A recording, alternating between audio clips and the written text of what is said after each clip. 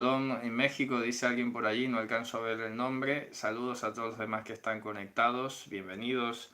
Baruch Hashem, Shabbat Shalom, estamos aquí para continuar el estudio de la carta a los Efesios y hoy vamos a iniciar el capítulo 2. Quería rápidamente recordar los 6 títulos que nos representó el estudio del capítulo 1. La primera parte la titulamos ¿Cuál es la voluntad de Dios para mi vida? La segunda la hemos titulado Predestinados o distinguidos públicamente o santificados públicamente. Tercero, la revelación de su voluntad. Cuarto, el esplendor de la gloria de Mashiach. Estudiamos mucho eso. Luego hemos visto Yehoshua como Abad y Kará o Padre de la Gloria, lo han traducido al castellano. Y el punto 6, que fue la última parte, Mashiach, cabeza y semilla.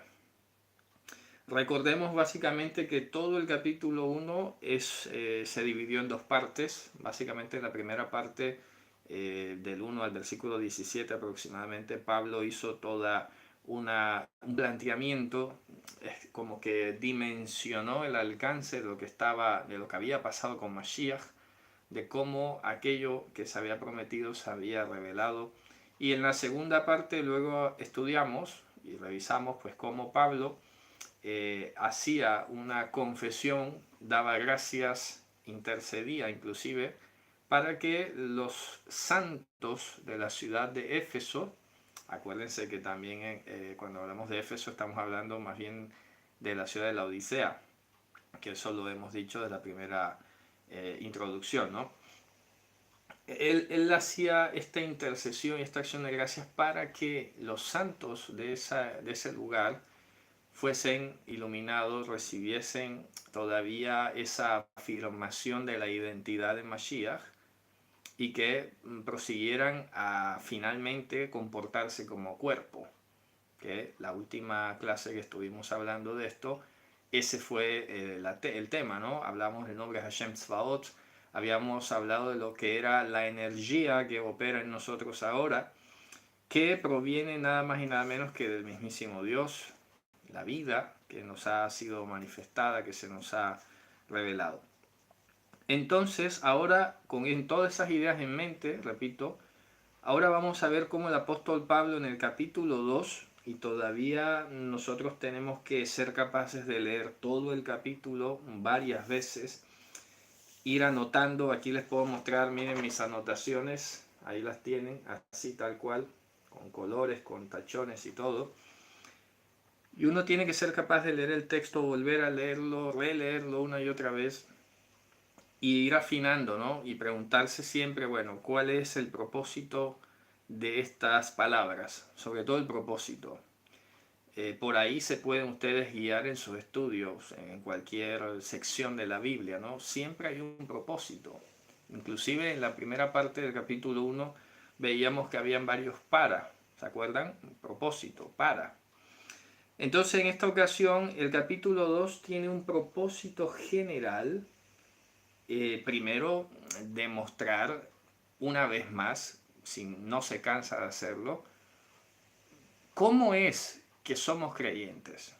¿Gracias a quién o gracias a qué? ¿Ok?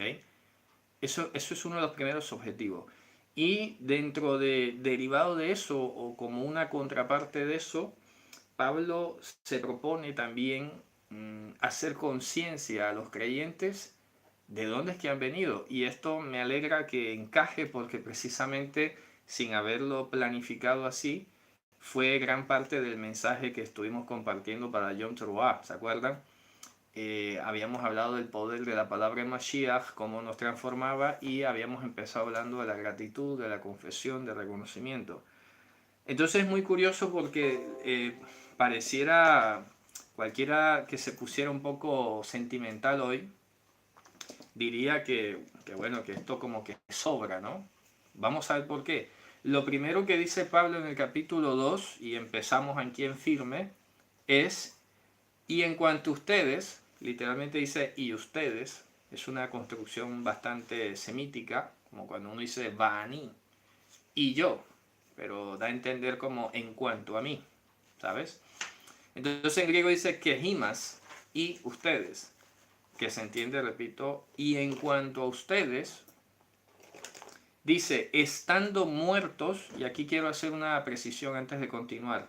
Me di cuenta, por ejemplo, que las traducciones normalmente, aquí tengo, como siempre lo hago, la Reina Valera, por ejemplo, voy a poner un paralelo, voy a poner aquí la Nueva Versión Internacional, que son de las que más se leen, así muy distintas entre ellas. Y fíjense ustedes, es muy curioso porque, claro, la Nueva Versión Internacional sigue el orden de ideas tal cual como está en griego. Lo primero que dice es, en otro tiempo ustedes estaban muertos en sus transgresiones y pecados. Fíjense ustedes, esto es muy importante cuando vamos comparando versiones, ¿no? Porque efectivamente es mucho más parecida a la Nueva Versión Internacional que la Reina Valera. La Reina Valera lo primero que dice, y Él os dio vida a vosotros. Claro, te das cuenta, ¿no? Que no es que esté mal, claro, pero influye mucho el énfasis o el orden lógico con el que va hablando y luego cómo desemboca. Entonces lo que hacen a veces los traductores es como acomodar el texto porque a ellos les parece que suena mejor así. Ellos piensan en su buena fe que tal vez va a ser más fácil de entenderlo, pero a veces lo que se hace es oscurecer porque quedan como cruzados los sentidos o el fluir de las expresiones. Entonces yo voy a leer desde el griego directamente y dice así, en cuanto a ustedes, estando muertos, y oígase bien, no dice en, dice por las transgresiones. En griego dice paraptomasin. La palabra paraptomasin básicamente es como tomando una cuesta paralela, como hemos hablado del prefijo para, significa al lado. Entonces paraptomasin es como tomar el camino equivocado de al lado y salirse del riel. Entonces básicamente está diciendo, ustedes estaban muertos. Muertos con respecto a qué? Sabemos que esto no es una expresión literal, ¿no? La obviedad está clarísima, o sea, la obviedad es contundente. Evidentemente no está hablando de una muerte literal, ¿de acuerdo? Porque no tendría ningún sentido escribir una carta a una comunidad de gente difunta.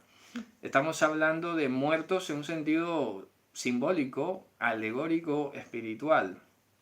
Dice, ustedes, estando muertos por las paraptomasin, por las salidas de ustedes, por las transgresiones de ustedes y por los pecados de ustedes. Mira que lo dice por. Ese por está implícito en la palabra tis, se escribe tois, tis, y es porque te está tratando de decir que la muerte es debida a eso. ¿Sabes? Porque en castellano suelen traducir, ustedes estaban muertos en sus transgresiones y pecados. En. Claro, como que estás muerto dentro de eso. Y no es el sentido. Te está diciendo es que estás muerto por, gracias a causa de. Eso, muy bien. A causa de las transgresiones y los pecados de ustedes. Ahora, estamos aquí en un punto muy interesante porque, claro, no podemos desconocer que efectivamente ya es una idea muy clara de la escritura que todos heredamos la muerte, porque dice que la muerte entró al mundo por un hombre y pasó a todos los hombres porque todos pecaron. Entonces quiero recordar que cuando hablamos de pecar, hay dos tipos de pecado. Todos los hombres pecaron significa que adquirieron una naturaleza pecaminosa. ¿Ok? Y en función de esa naturaleza pecaminosa, violan o transgreden los mandamientos. Entonces, para que quede muy claro, por ejemplo, el primer Adán, lo que en realidad hizo Eva y luego Adán, por eso es que Pablo le explica por allá que la que pecó fue Eva. ¿En qué sentido? La palabra original dice la que transgredió. ¿Por qué? Porque fue la que se saltó la cerca, fue la que cruzó el límite. Entonces, esa transgresión derivó en una naturaleza pecaminosa. ¿Por qué? Porque cuando se salieron del cerco, que era el jardín del Edén, y se hallaron fuera y entraron en comunión con el otro árbol, que es el árbol de la muerte, eso derivó automáticamente una transformación de su genética, de su ADN, de su biología, de su naturaleza, y automáticamente se hicieron muertos, muertos en términos de que ya no eran de una vida indestructible. Ellos seguían vivos, claro está, pero fíjate qué interesante, la escritura siempre nos está invitando a que hagamos conciencia de que esta existencia nuestra, desde la salida de Adán y Eva del Gan Eden hasta hoy, hasta este momento, esto es un remedo de la vida, es un pálido reflejo de la vida y todavía estoy siendo respetuoso. ¿Me explico? Porque la vida es Dios. Siempre tenemos que tener ese pensamiento claro. La vida es Dios. Eso es una reprogramación que tenemos que hacer de nuestro lenguaje, de nuestra forma de pensar. Entonces, lo que nosotros vivimos aquí, bueno, es una existencia biológica, básicamente es el funcionamiento de un sistema biológico en un entorno y todo lo demás, pero esto no es en sí la vida, ¿sabes? Es una pequeña demostración, una pequeña sombra, un pequeño vestigio de lo que significa estar vivo. Entonces, por eso dice, ustedes, estando muertos por las transgresiones y por los pecados de ustedes, aquí estamos haciendo estamos viendo una combinación. Claro, no quiere decir ahora de que si alguien no transgrede y no peca, entonces no muere o no está muerto, porque eso es imposible. Ya lo dice el libro de Eclesiastés. No hay un hombre que sea tzadik y que nunca peque. ¿Por qué? Porque todos se hicieron pecaminosos. Yo creo que a veces es necesario nosotros hacer el ejercicio cuando leamos pecador o pecó, como en este contexto, pensar primeramente se volvió pecaminoso, ¿sabes? Porque es la naturaleza pecaminosa la que primero está allí y ya luego, en nuestro caso, fíjate tú, como comentaba ahora, ¿no? El primer Adán primero transgredió y luego se hizo pecaminoso.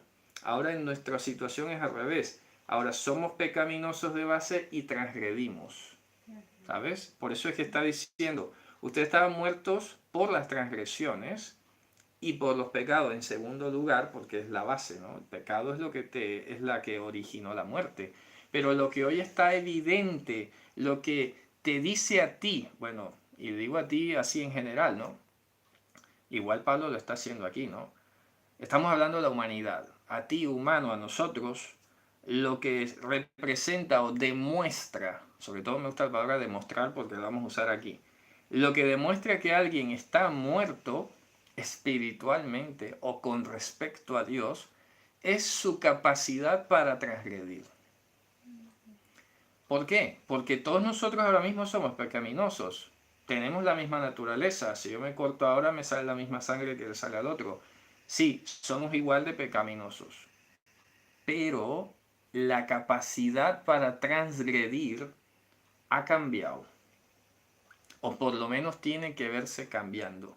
Por lo menos tiene que verse que está siendo regenerada y transformada por ese poder que opera en nosotros. Es allí donde vamos a ver en última instancia y en la práctica la diferencia entre un humano pecaminoso promedio como nosotros, pero la diferencia entre nosotros como creyentes y el resto de los mortales. ¿Por qué? Porque ahora en nosotros opera otro poder. Y eso va a seguir hablándolo aquí. Entonces mira cómo les está recordando básicamente lo que termina diciendo al final del versículo 10. ¿Qué significa esto? ¿Qué es lo que quiere decir Pablo aquí? Esto es para decirles y recordarles que no había posibilidad alguna en que el ser o por la cual el ser humano obtuviese la salvación basado en sus propios méritos o acciones. No había forma. Esto es lo que bien ya había ilustrado Mashiach en su momento, cuando el famoso episodio del joven rico que se le acercó y le dijo, ¿qué haré para heredar la vida eterna? Ya Mashiach enseguida lo miraría con cierta lástima, ¿no? Dice, bueno, este cree que todavía es de hacer.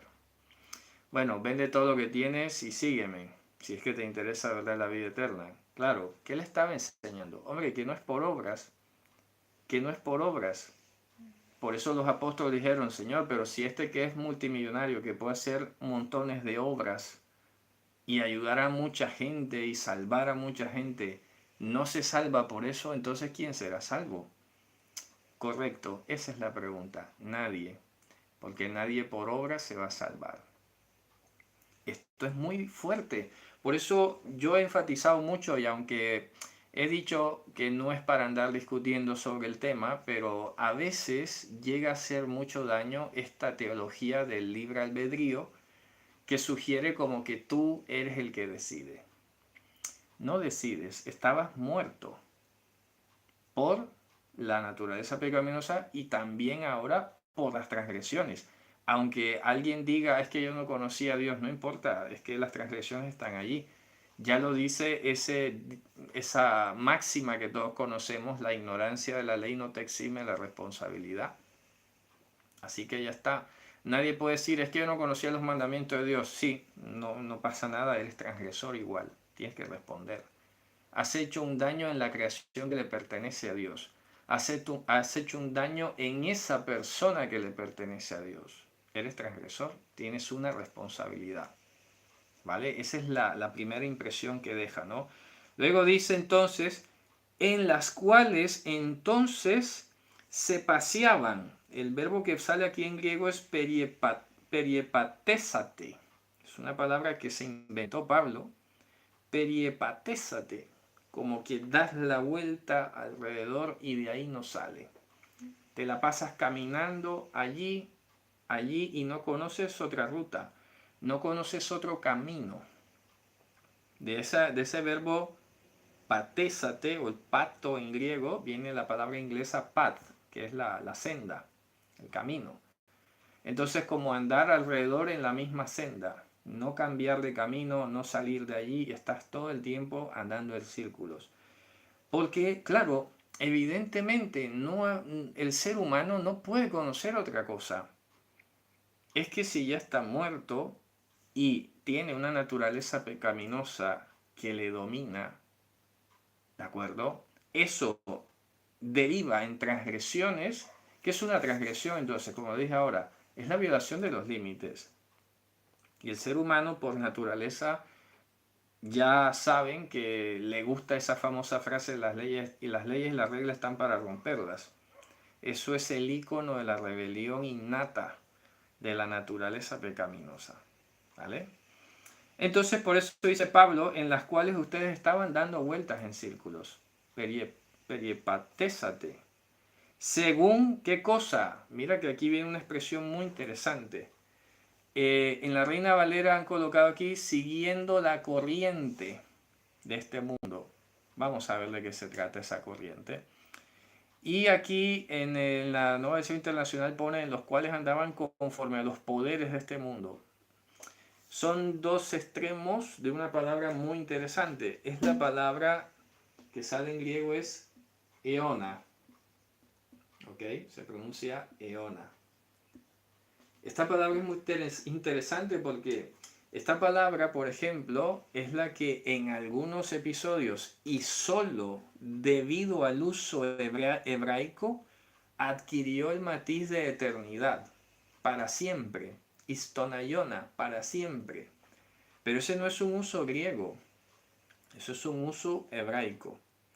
Vamos a explicar por qué aquí sale la expresión eona tu cosmu tutu. Eona tu cosmu tutu. Se pronuncia eona, repito, tu cosmu tutu. Así se pronuncia. Ahí lo tienen, ¿verdad? Vamos a la cámara un poco. Eona tu cosmu tutu.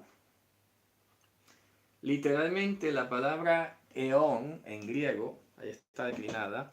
Eón, curiosamente estuve sumergiéndome dentro de los significados primitivos y originales que tiene esta palabra. Y curiosamente eón, los griegos le llamaban a la fuerza vital, a la fuerza vital, y tiene muchísimo sentido esta palabra. Aquí por eso se acercó un poco más, tal vez la nueva versión internacional cuando dice los poderes de este mundo, pero eso luego te lleva a pensar en otra cosa, ¿no? Los poderes. Entonces uno oye la palabra poder y se imagina qué sé yo qué cosas, ¿no? Y acá cuando dice corriente, tal vez en castellano corriente es como, bueno, las olas, lo que hace la gente en general. Pero es muy curioso porque ya hemos explicado muchísimas veces en el libro de Juan, cuando estudiamos, que la palabra cosmos significaba para los griegos lo que era estéticamente perfecto, cosa que es todo lo contrario para el judío. Ya te puedes imaginar el choque cultural, ¿no? El judío era consciente que este mundo estaba dañado, que este mundo, de hecho, en la literatura judía se le llama Olam HaHoshech, el mundo de la oscuridad, por la sencilla y llana razón de que Dios no está brillando aquí. Aunque hayan destellos de su presencia en nosotros y en la creación, pues aquí todavía prevalece la oscuridad. Eso no hay nada malo en decirlo. Eso no en lo absoluto ofende a Dios ni para nada. Es una realidad transitoria que nosotros vivimos. Entonces, cuando dice que nosotros nos movíamos en círculo dentro de esa naturaleza pecaminosa, dentro de ese derivado de transgresiones, según, según el eón de este cosmos, según el eón de este cosmos. En este caso, la palabra eón, repito, es la fuerza vital. Eso, la fuerza vital, estamos hablando la fuerza que tiene cualquier ser vivo de este sistema de cosas.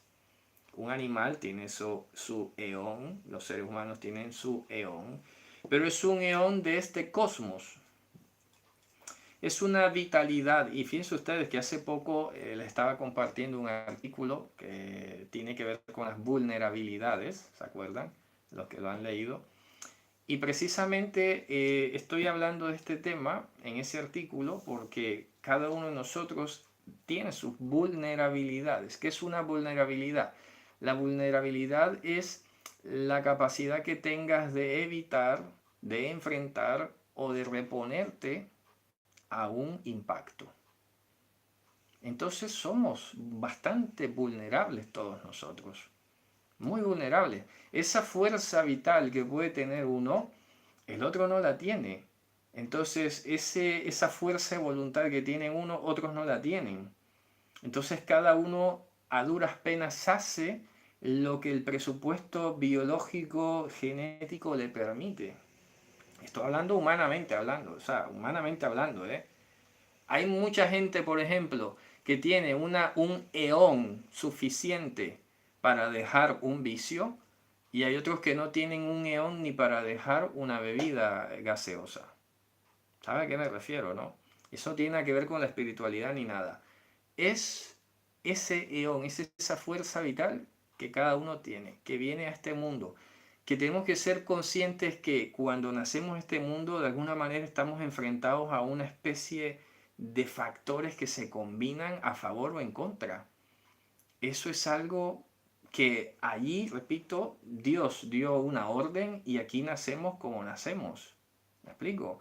Por eso yo no me puedo comparar con el otro en sus capacidades, en sus habilidades, en sus fuerzas o lo que sea, porque es que somos diferentes. Cada uno por lo menos debería ser consciente de qué limitaciones tiene en lugar de tratar de imitar al otro, para humanamente hablando, repito, pretendiendo que si él pudo, yo puedo, porque eso es un eslogan muy americano y resulta que eso no es verdad. No es cierto. Eso es un poco engañarse o ponerse a veces una sobreexigencia que va más allá de las cualidades biológicas y que esa naturaleza pecaminosa ha puesto en nosotros. Por eso, por ejemplo, hay personas que lamentablemente vienen con un cuadro de enfermedades, de patologías, de cuestiones congénitas y otros no. ¿Qué vamos a decir? ¿Que Dios es culpable de eso? No. Aquí lo está diciendo, es la naturaleza pecaminosa y las transgresiones que inclusive pudieron haber cometido nuestros padres. Y no estoy hablando, repito, de nada espiritual, ¿eh? Para que no vengan a decir por ahí que hay pecados generacionales y no sé qué. Estamos hablando de cómo un padre, si de repente comió mal, una madre sobre todo, comió mal durante el embarazo, ingirió cuestiones que no debía, hombre, es normal, es apenas lógico que su hijo venga con un cuadro deficiente de cosas o con una predisposición a ciertas cosas. Y esto no es que Dios esté metiendo la mano ahí en estas cuestiones. Es este sistema al que Dios le aplicó un mínimo de orden, un mínimo de reglas, después que el pecado contaminó todo esto. Y ya eso es gracia. ¿Me explico? Pero este sistema funciona así, es caótico. Dime tú, cualquiera se preguntará, bueno, pero a mí yo estaba bien y de repente al día siguiente me salió esto. Claro, es que no te vas a sorprender. Es normal que pasen estas cosas. En este mundo, repito. Entonces, por eso está diciendo que nosotros no teníamos ninguna capacidad, ese eón del que estamos hablando, que lo atribuye este cosmos, este sistema de cosas, ese eón no era suficiente para nosotros salirnos de ese círculo vicioso. No podíamos salir de allí. Es que si salíamos en alguna cosa, caíamos en otra, ¿sabes? Y continuamente estábamos, sin saberlo, transgrediendo la voluntad de Dios.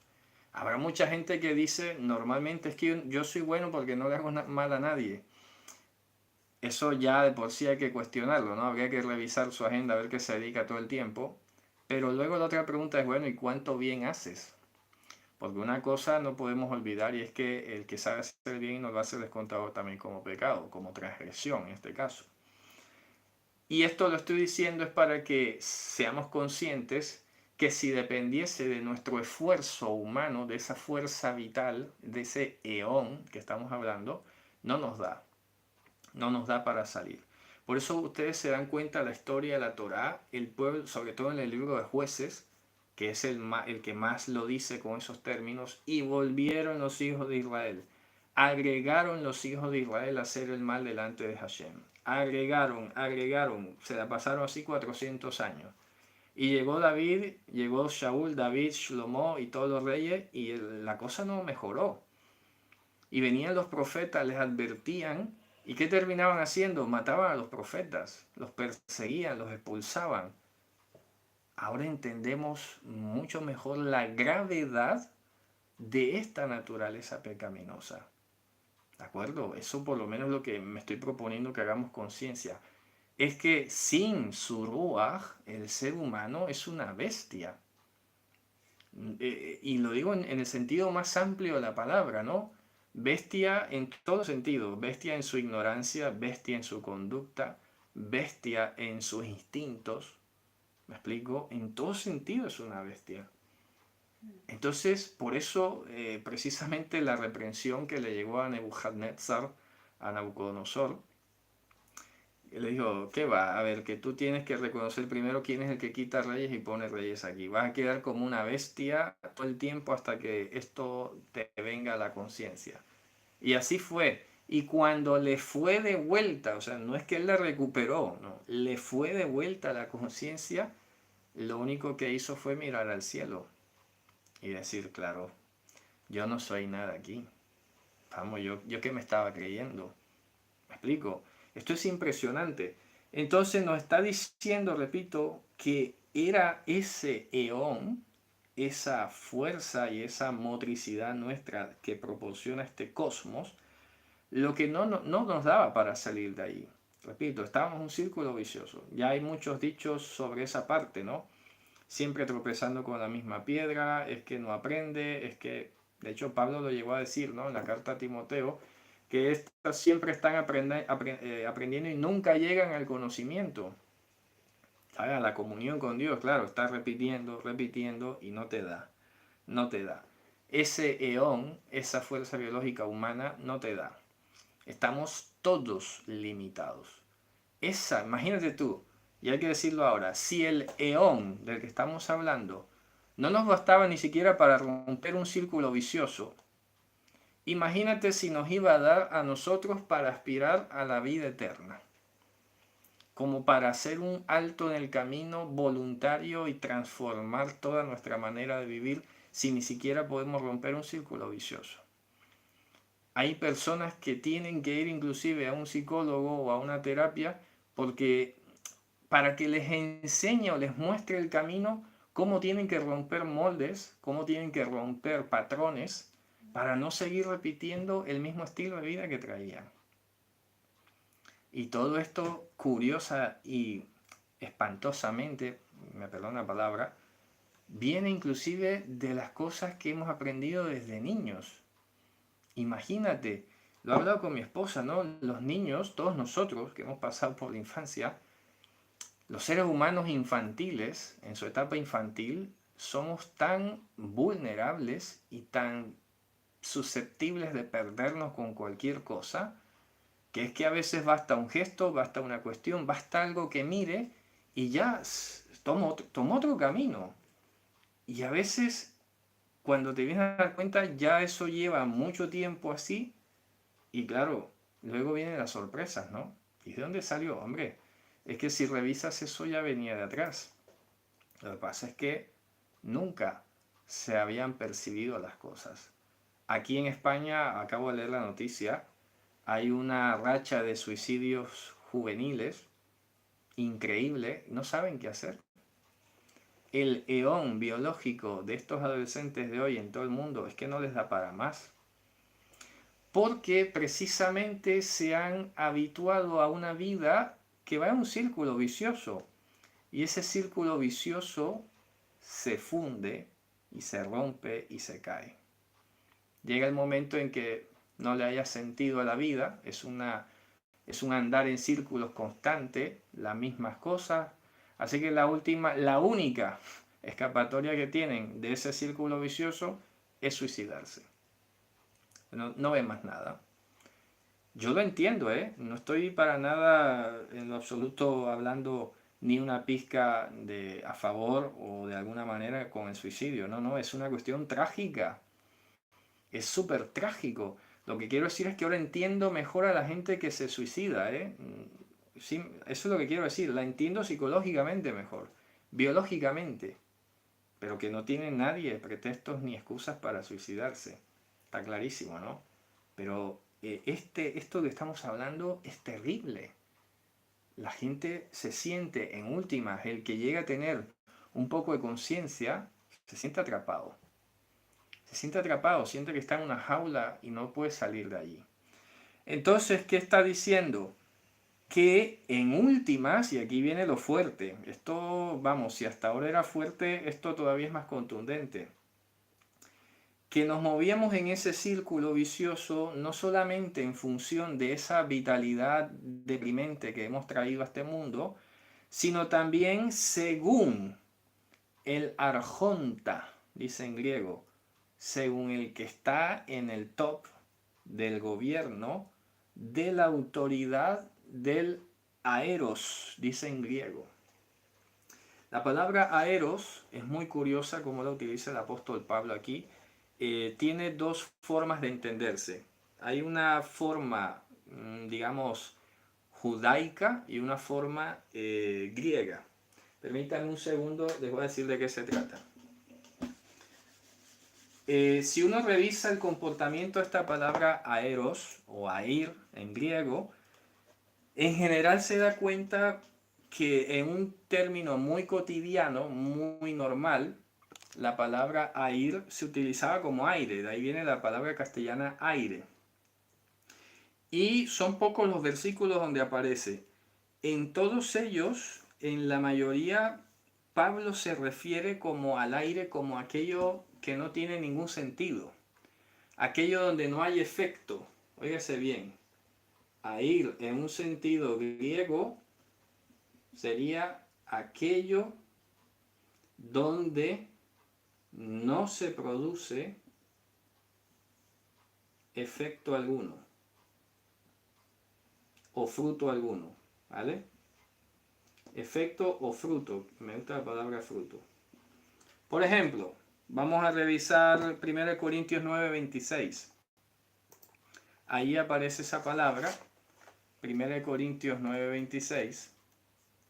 y efectivamente leemos lo siguiente. Dice, así que yo de esta manera corro, no como a la aventura, de esta manera peleo, no como quien golpea el aire. ¿Sabes? Golpear el aire es como, bueno, ¿qué estás haciendo ahí? Golpear el aire ni siquiera ejercita los músculos. Es un desgaste sin sentido. ¿Sabes? Golpeas el aire. ¿Qué haces ahí? No haces nada, ¿no? Vamos a ver también, por ejemplo, en 1 Corintios 14:9. 1 Corintios 14:9.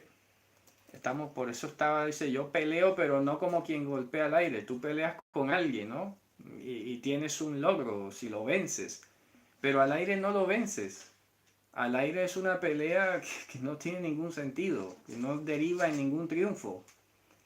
En 1 Corintios 14:9, ¿qué dice? Que estos que hablan en esa lengua de la que estaban aquí haciendo alarde los corintios, hablan al aire. ¿De acuerdo? 1 Corintios 14:9. ¿Qué lo dice? Así también vosotros, si por la lengua no diereis palabra bien comprensible, que tenga fruto en la cabeza, ¿qué dice? ¿Cómo se entenderá lo que decís? Porque hablaréis al aire. ¿Qué es el aire entonces? Aquello donde no se produce fruto alguno. Fíjate qué sentido tan interesante que el mismo texto nos está mostrando, ¿no? Entonces aquí estamos hablando que tenemos dos cuestiones en contra. Primero, que nos movíamos según el eón de este cosmos, o sea, que lo ofrece este cosmos, este sistema de cosas que está dañado, cosmos. Uno. Y dos, según el arjonta, según el jefe, ¿de qué? De la autoridad del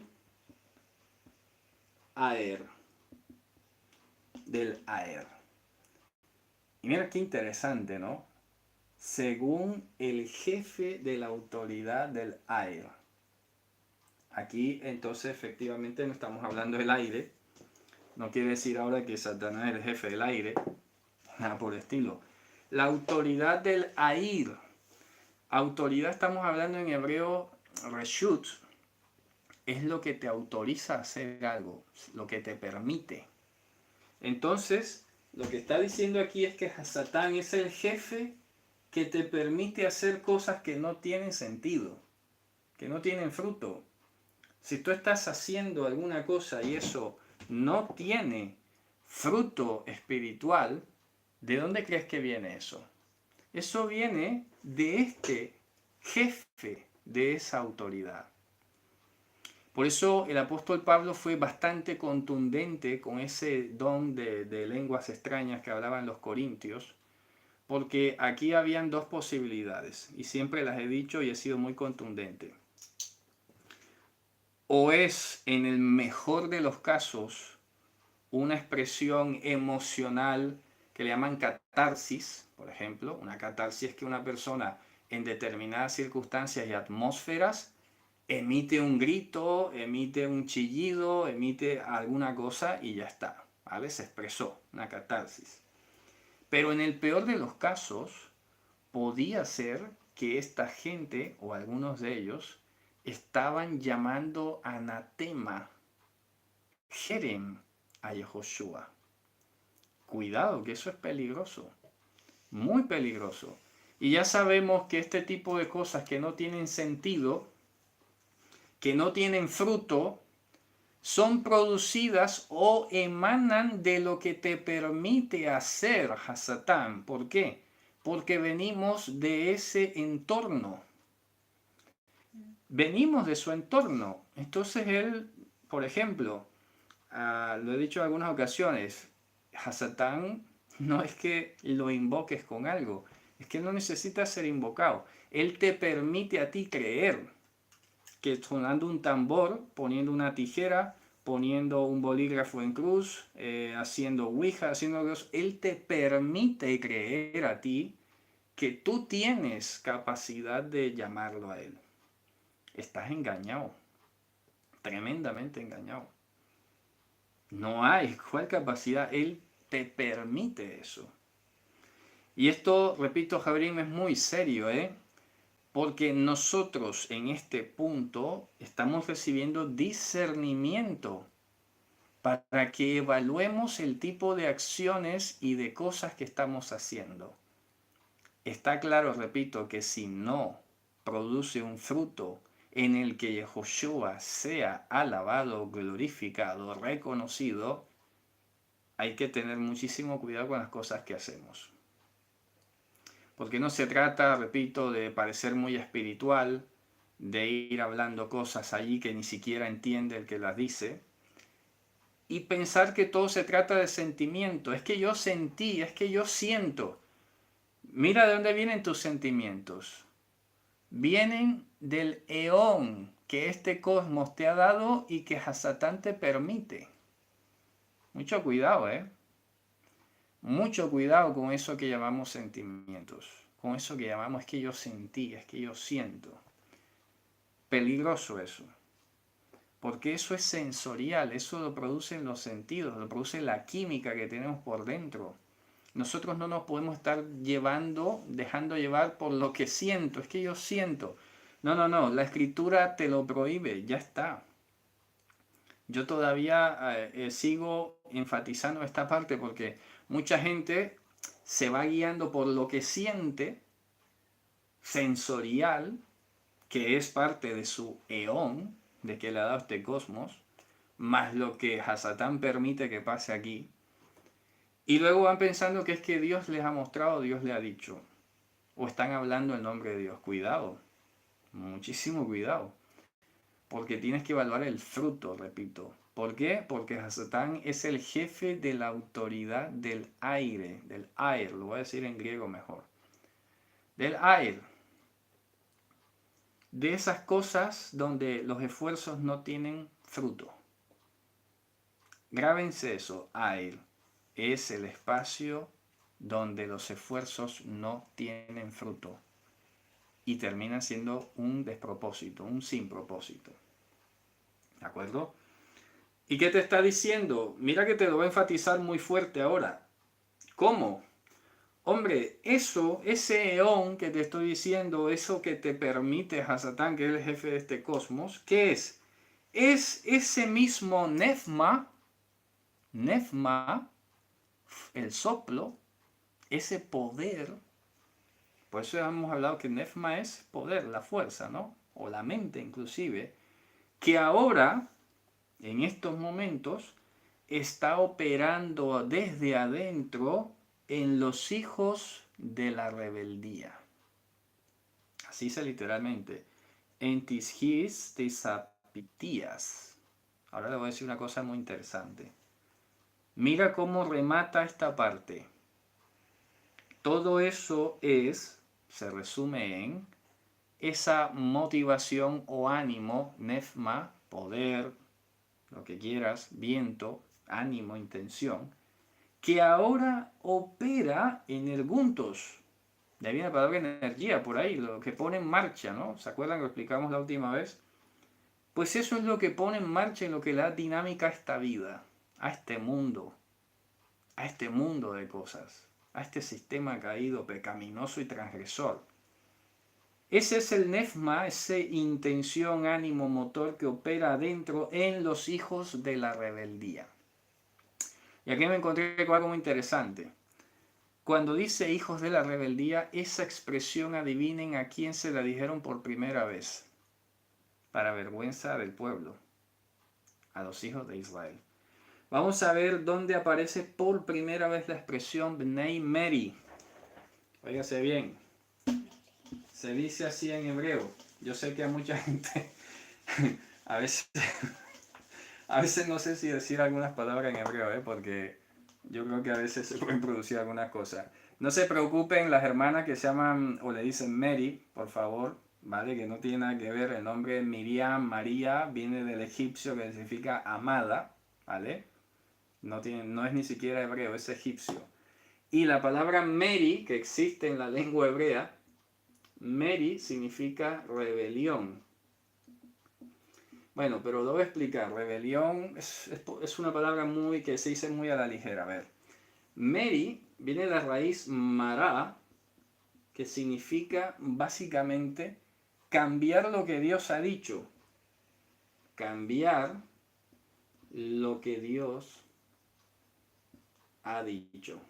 Óigase bien, esto no tiene otra forma de traducirse.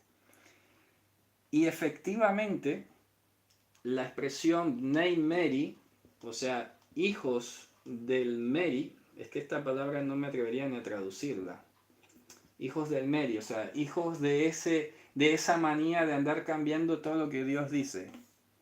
¿Cómo traduzco yo eso en castellano? No lo sé, se me hace difícil. Entonces, ya hemos dicho que Ben en hebreo significa heredero, discípulo, portador. En este caso, hace mucho sentido decir discípulos del Meri. Del Meri, perdón. Vamos a ponerlo con I latina.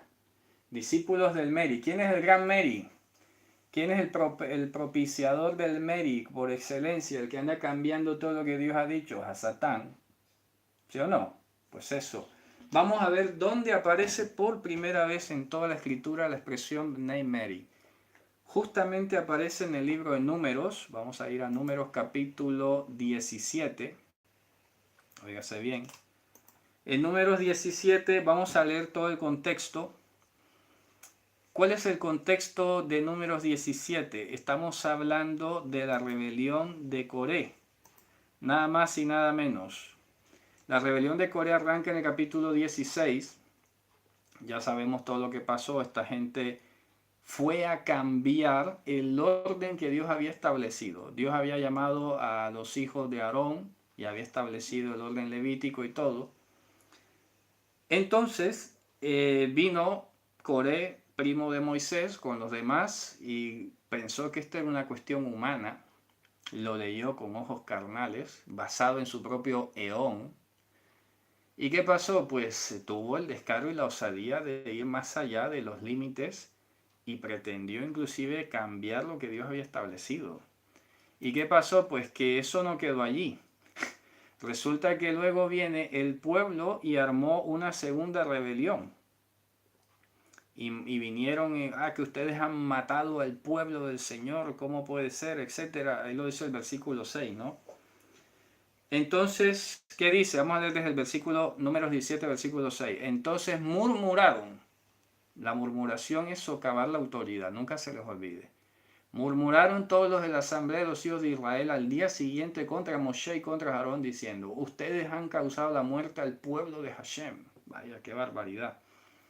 Y ocurrió que conforme se congregó la edad contra Moshe y contra Aarón, ellos se dirigieron hacia el Ohel Moed, y aquí que lo había cubierto la nube, y se apareció el Kabod de Hashem.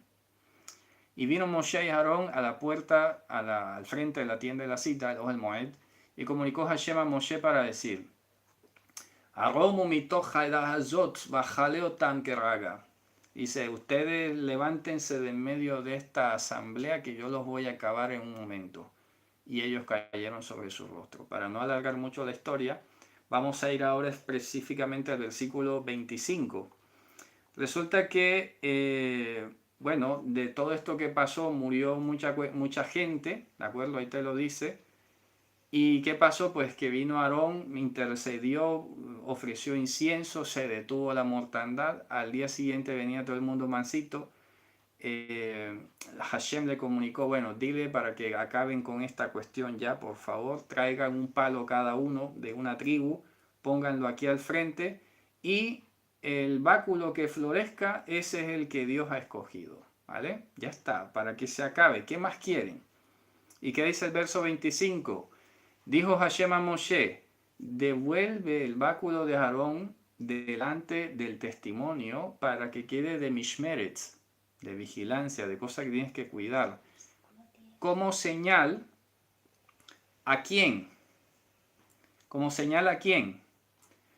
¿Cómo traduce allí? A los hijos, a los rebeldes, pone en esa versión. Aquí dice Livnei Meri. Livnei Meri. a los discípulos de esa manía de andar cambiando lo que Dios dice. Es el 17:10 en las versiones, en algunas versiones castellanas. Es que lo estoy leyendo aquí en hebreo y no me percato de qué versículo es. Me dice aquí mi esposa que es 17:10 en algunas versiones. Revisen allí, por favor. Le dice, ponlo allí frente el edut, frente al testimonio, para que quede de vigilancia por señal, que es un gesto, algo que quiere decir otra cosa, para los hijos de Mary, para los hijos a los discípulos, a todos aquellos que venían siendo discípulos de la rebeldía, del resabio, ¿sabes? De estos que todo lo sabotean, que lo quieren sabotear, que lo quieren cambiar porque nunca nada les parece. Siempre le encuentran alguna pega, algo, algún pero. Nunca están completos. Siempre quieren ser ellos los primeros, los que manden, etcétera, etcétera, etcétera. ¿Y qué dice? Y se acaben las murmuraciones de ellos contra mí. Hashem, ¿de acuerdo? Contra mí, para que no mueran. Interesante, ¿no? Pues resulta que luego encontramos también en Deuteronomio 31:27 la siguiente expresión.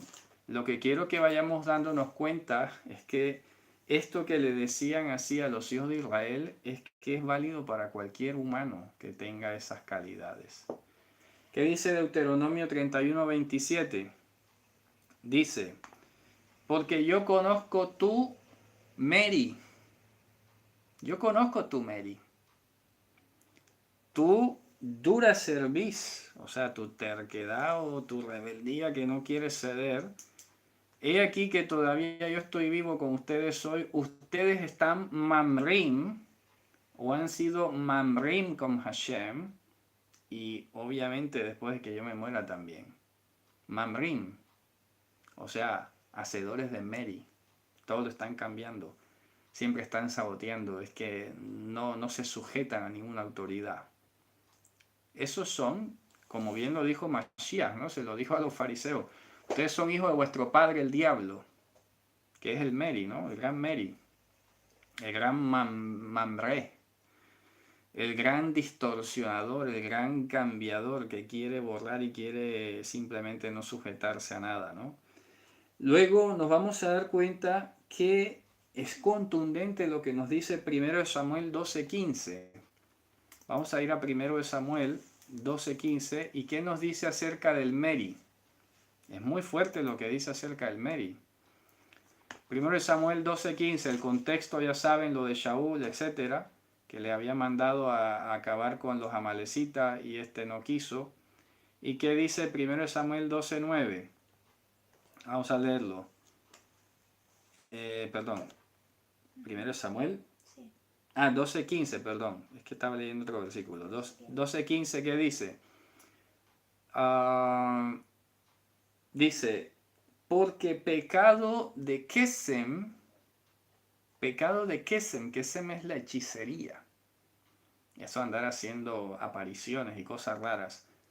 Pecado de Kesem es la rebeldía. Pero creo que sí sale, ¿no? En ese... En 12:15, pero si se rebelan contra los mandatos del Señor y rehusan escucharlos. 12:15, no, ese no es. Dame un segundo, voy a verificar este versículo porque no coincide la cita en hebreo. Permítame un segundo. Hatat Kesem Meri. Creo que, no sé. Eso se encuentra en 1 Samuel 15:23. Es el 15:23, corrijo. 15:23. A ver.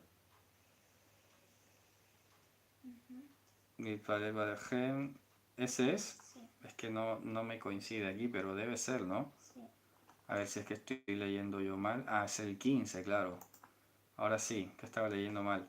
15:23, ahora sí. Dice, Ki hatat kesem meri de aven uterafin hafsar. Mira lo que te está diciendo que es muy fuerte. Óigase bien.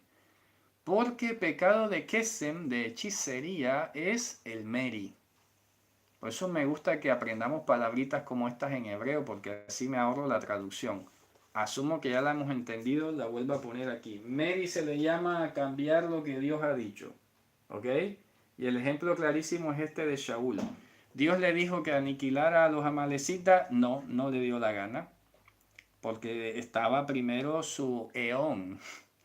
Estaba primero su eón y lo que a Satán le permitía hacer. ¿Y qué dice? Aven y terafim es el porfiar. ¿Qué es Aven? La no Torah. Los terafim son los ídolos. Es el porfiar, el andar llevándole la contraria a Dios. Ya ma'asta et bar Hashem vaimas acham melech. Debido a que tú has rehusado, has rechazado la palabra de Hashem, Él te ha relegado de ser rey. Ya está, te rechazó de rey. Pero hay algo más interesante, nos vamos a dar cuenta en Isaías 39, y quiero que esta palabra creo que nunca se nos va a olvidar porque suena bastante familiar, ¿no?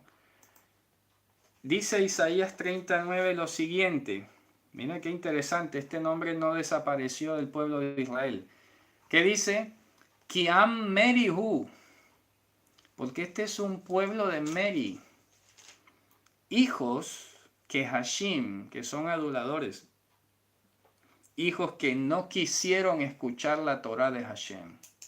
Eso es ser Meri. ¿Sabes? No quisieron escuchar, no les gustó escuchar la Torah de Hashem. Luego vamos a leer el profeta Ezequiel, vamos, que hay un montonón de citas.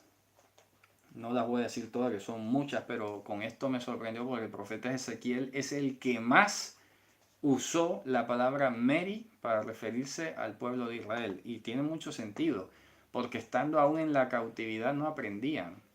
O sea, ya estaban viviendo la mismísima reprensión en pasta y no les entraba, no les parecía nada. Vamos a ver un par de versículos. Vamos a ver Ezequiel capítulo 2, versículos 5 y 6. Ezequiel capítulo 2, ya de entrada, lo primero que le dice es eso, versículos 5 y 6. Hemma im yishmeu vim yahdalu, ki beit meri hemma, veyad'u ki navi haya betoham. Dice, y ellos si escucharan y si dejaran de hacer lo malo, ¿no? Pero nada, porque ellos son una escuela de Meri, Beit Meri, literalmente sería casa de Meri. Habíamos hablado que casa es como hogar, pero también tiene sentido de escuela. Ellos son todo un Beit Meri, una escuela de Meri, un hogar de Meri. ¿De acuerdo? Ellos habrían sabido que había un profeta en medio de ellos, pero nada, Meri totalmente. Y el 6 que dice, pero tú, Ben Adam, no temas de ellos y de las palabras de ellos no reacciones, porque cuando ellos te atacan o cuando ellos se burlan de ti, porque ellos son como unos alacranes donde tú estás habitando, de las palabras de ellos no tengas miedo, del rostro de ellos no tengas temor, porque ellos son Beit Meri. Ellos son Beit Meri. Es que no les va a entrar por la cabeza. Esta gente está gobernada por las tinieblas. Esta gente encaja perfectísimamente dentro de lo que estamos hablando en Efesios. Para que no se piense que es que de pronto los israelitas eran mejor que el resto de los gentiles. ¿Qué va? La misma historia, lo único es que los israelitas Dios les decía cada rato y los corregía y volvían y ahí iban. El problema con los gentiles es que no tenían ni Dios ni ley que los frenara. Ya está. Pero la conducta humana exactamente igual. Y acá todavía más reprochable porque ya les decían que estaba mal y nada, seguían adelante. Los gentiles por lo menos no se sabe, ¿no? Hacían lo malo, pero ve tú a saber si alguien les decía, caían en cuenta. Rara vez pasaba alguna cosa así. Pero es impresionante cómo nos está diciendo que ese ánimo que opera en los Bnei Meri es el que opera en la humanidad entera, es el que no les deja salir de sus hábitos pecaminosos y en últimas demuestra que están bajo la voluntad del adversario. Están sometidos a su dominio. Están sometidos y actúan dentro de lo que Satán les permite hacer y que no tiene provecho alguno. Entonces por eso dice aquí, son Bnei Meri, en las cuales también ustedes todos anestrafemen, dice en griego. Hombre, se movían de la misma manera, ¿no? Iban y venían, ¿de acuerdo? Ustedes todos iban y venían cuando en los deseos de la carne de ustedes hacían ¿qué cosa? La voluntad de la carne y de los instintos, y éramos herederos del repudio tal como los demás. Vaya descripción tan fuerte. Esto es una carta de Pablo a los creyentes de Éfeso, ¿eh? Es que yo creo que todos tenemos que estar estudiando esta carta. Es que hoy está pasando exactamente igual. Igual, impresionantemente igual. Hoy hay un Meri diseminado que todo el mundo quiere hacer es lo que le dé la gana. Nadie se quiere sujetar a nadie porque vienen siempre los discursos, como lo dije hace poco, es que Dios no me lo ha revelado, es que no lo veo así, es que no me parece, pero con esto desconocen todo el esfuerzo y el estudio y los dones que Dios ha dado. Ojo, sobre todo los dones. Porque que duden de un intelectual, vaya y venga, hombre, pero que hay un don, ¿eh? Hay un don que Dios ha dispuesto para guiarte. Y que tú, de simplemente por tu eón, digas, bueno, es que no me parece. Eso se llama Meri. ¿Vale? Eso se llama Meri. ¿Por qué? Porque Dios ha puesto un poder en nosotros, los creyentes, que nos lleva y nos mueve hacia otra dimensión distinta. Y si en lugar de seguir hacia allá, lo que estás siguiendo es el león que tienes tú, no león, eón, ¿ok? ¿A dónde te está llevando? ¿Cuál es el fruto de ese Meri que estás viviendo? ¿Cuál es el fruto?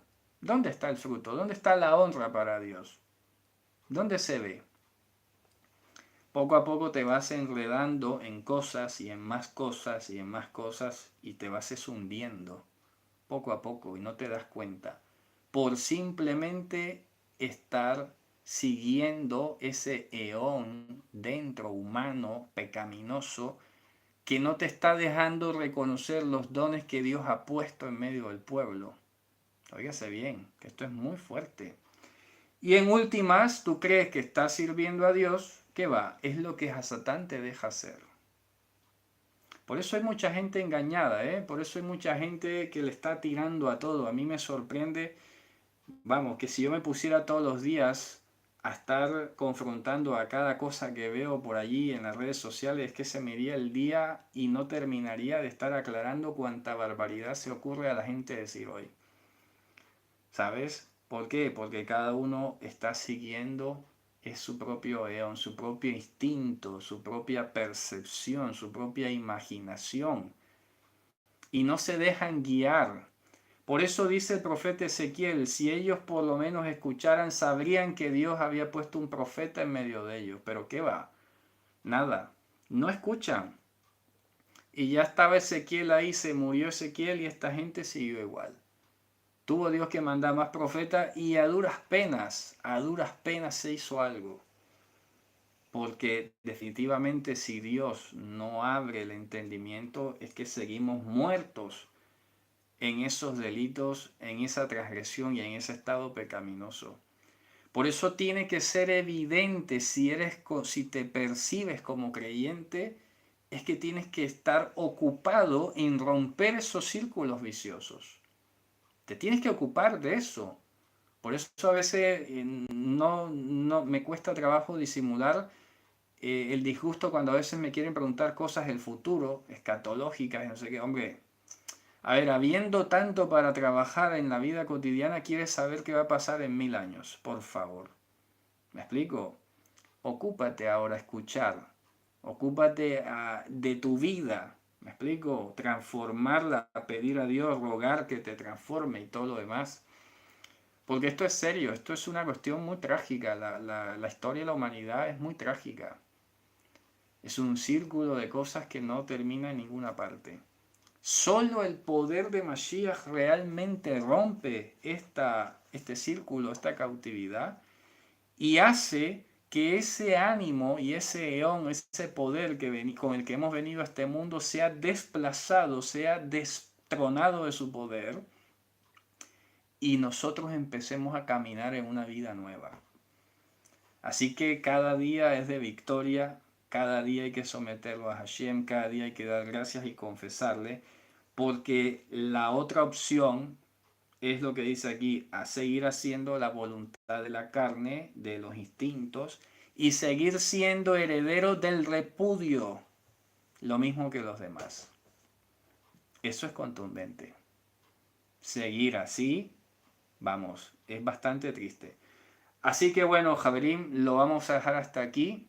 Yo creo que voy a titular esta clase de hoy, esta unidad de hoy, Benay Mary, los hijos de Mary, para que quede la inquietud, luego explicaré el concepto. Yo creo que está bastante claro, ¿no? Yo creo que hemos reforzado muchísimo el concepto y espero que esto nos redarguya, que esto nos confronte y que ya baste el tiempo pasado para hacer lo que agrada a los gentiles que andan en la vanidad de su mente, y que hoy Dios se glorifique, que nos visite, derrame dones espirituales en medio de nosotros y rompa toda cadena, toda cautividad, todo círculo vicioso, y vengan del Señor tiempos de refrigerio.